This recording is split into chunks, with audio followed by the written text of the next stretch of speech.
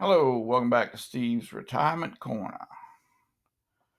I just wanted to give a little idea of why I'm retiring at 56. Why I'm retiring early. How's that? Well, it all started at the end of 2020. I was getting ready. In January, I turned 55, January of 21. And I said, hey, you know what? About 5 years, I like to go ahead and get on out of here. So I started coming up with a 5-year plan to retire. You know, developing my hobbies, getting a little more into them, setting up my money, make sure everything was right and everything. And I was ready. So, but then come January 21, and they really jerked things around, this pandemic and all this other stuff, and they really screwed things up at work. Already, daggone factory work's not like it was 30 years ago when I started, or 40 years ago, whenever it was. And factory work's always been dirty, and it's been hard work and whatever. But the way they got it now, it's just the culture in a factory now is nowhere near what it was back then. And it was a good culture back then. Everybody kind of just got along and messed around. But now you do anything off a script, and it's rough. And it's rough to know what the script is. So it's kind of hard to stay on there.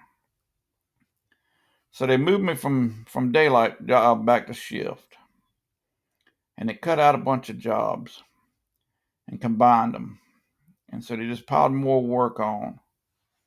And that, along with the daggone uh, uh, uh, culture at work, is made me want to get out there earlier if I could. And then last June 6th, DDay, they do all kinds of stuff on TV for DDay, and in memorials and stuff and memorization and stuff like that about it. And that got me to thinking. See, the old man had two uncles get killed on D-Day. One was a Coast Guard guy, one of them guys that drove the landing craft into the shore, and he's on a tablet over there in France of the missing or whatever. And then he had another one that was in a rifle company that was he was killed in Insigny, France, and he was a member of this group from Virginia up here. What the heck is the I can't think. I got it all wrote down, but I can't think of the outfit he was with. But it was that group from up here in Virginia, from Bedford, the Bedford Boys. But it's the same. He was in the same outfit they were in that lost all them people. I mean, that town up in Bedford lost a lot of people one D-Day, and he was one of them. He wasn't from Bedford, but that's the group he was in.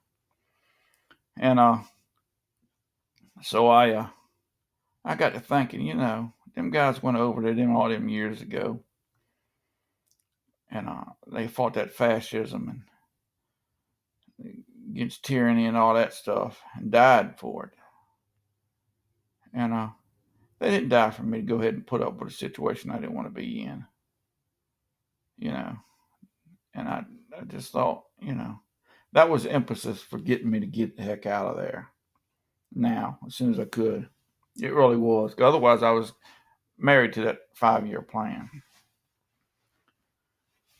And then I'm just tired of working 40 hours a week plus, because they busted my butt, not last night, but the night before. I had to pull 16. Now I got to pull 16 tonight. I'm just tired of it. I just don't recover as well as I used to, because I'm still tired today from the one at double work yesterday. So I just, that was part of my original plan. I'd go ahead and retire and work me a part-time job 2-3 days a week, because I don't mind working. It's just the culture in that factory has gotten piss poor for enjoyment. Not that you're supposed to enjoy your work, but it helps, and it's just gotten bad.